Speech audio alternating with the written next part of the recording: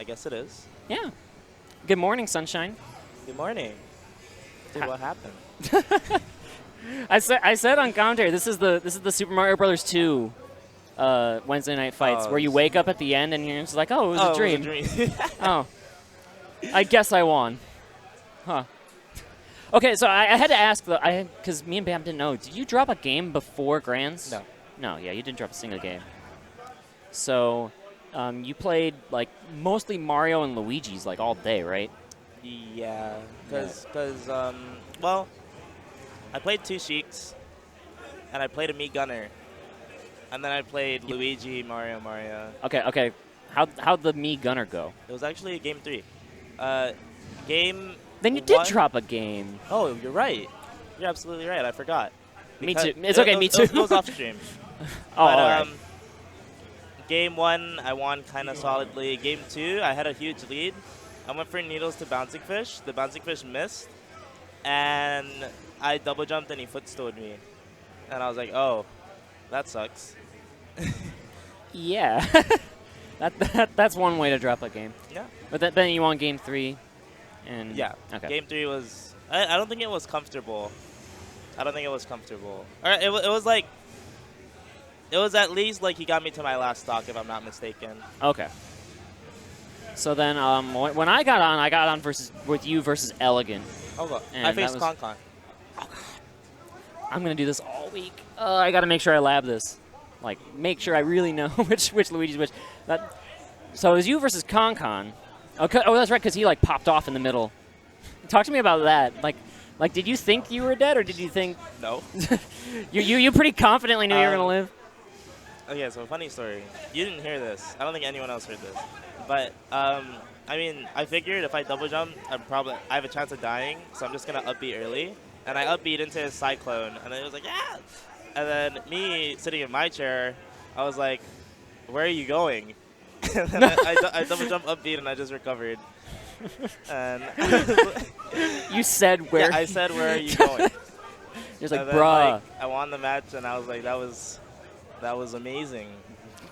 But I wasn't too scared. Like, after playing Luigi's for so long, I was pretty like I knew the height. I knew I could double jump before I hit the blast zone, so I wasn't that worried.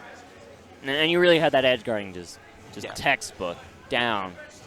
Like no ifs, ands, or buts about it. You just knew how to handle Luigi off stage. It's harder to deal with Con because I think he matches like the hardest out of anyone I've played.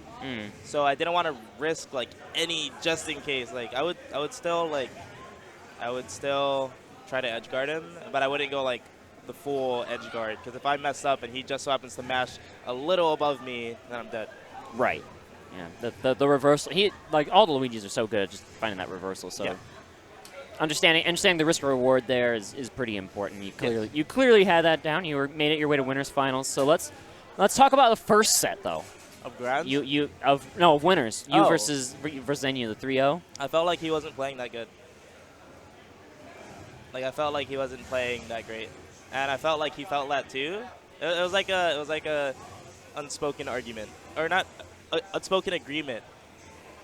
Where like I felt like he was messing up a lot of like fair setups. He was messing up a lot of like little things, and I was just capitalizing on that. Okay. That's so interesting.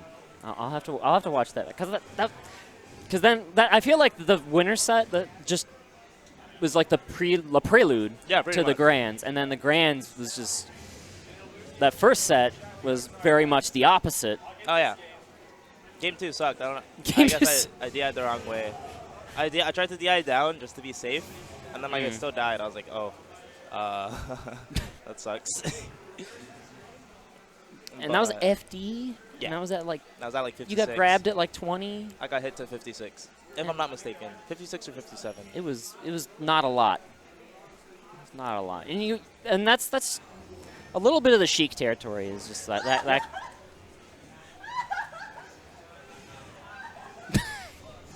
That's a little bit of the territory being in Sheik is just sometimes you just die. Ragey stuff will happen. You just die. I mean, it felt like you were like a lot of the time you'd be in control, and like you were up 110% to 10, and then you lost the game. And how do you like recompose yourself after that? You just accept it. It's like it's happened to me against Zenyu a lot. Mm. I've died to sillier things. Like in the end, he got me. Like that's Right. it. Like yeah, it sucks. Yeah, I had a huge lead, but am I going to let that affect me to the point where I could throw the sets? And that's pretty much the decision that you want to make.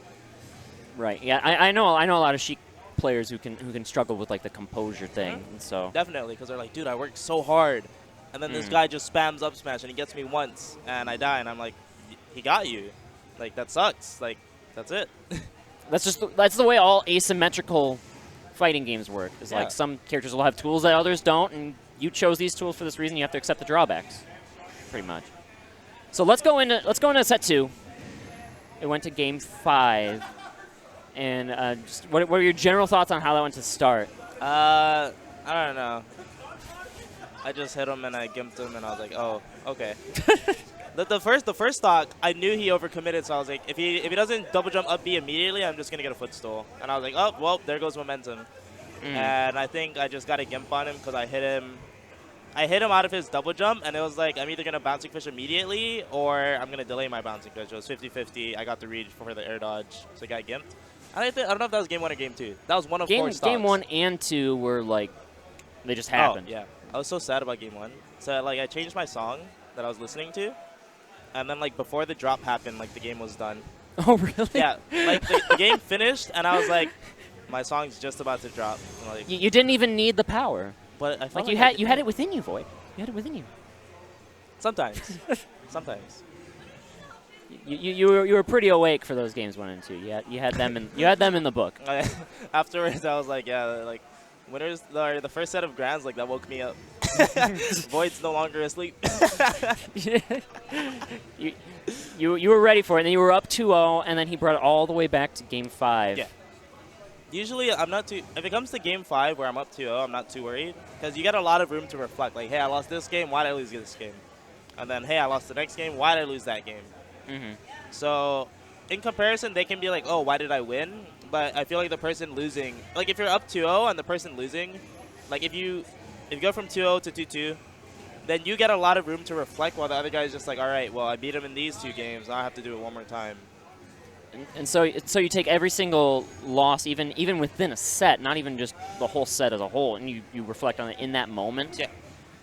And what kind of adjustments did you make specifically off of those games? Going into game 5, I just knew I just had to play a lot smarter, in the sense that I couldn't get grabbed at the wrong percents, couldn't really land near him, couldn't attack if I'm landing, and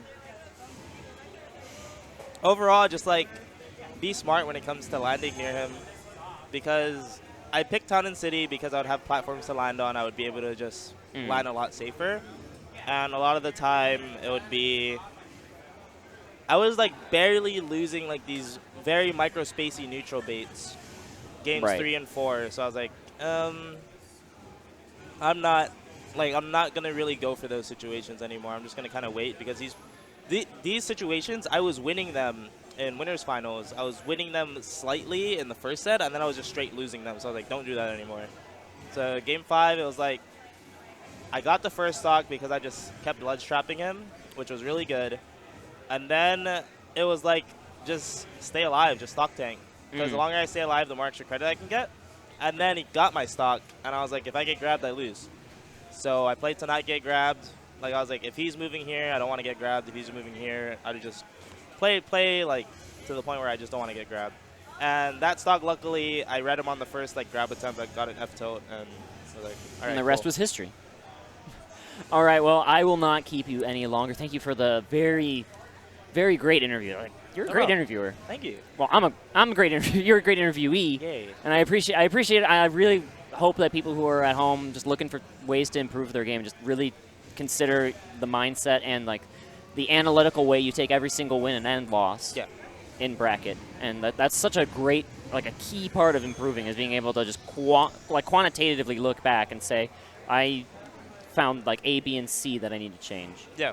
And so I hope that everyone at home found that illuminating. Thank you. I will not keep you any longer because I know you have a bed to return to. That's fine. we won't keep them any longer either. Do you know where we're sending Twitch chat now? Where are we sending Twitch chat? To the skies. To the skies. Guys, thanks for tuning in.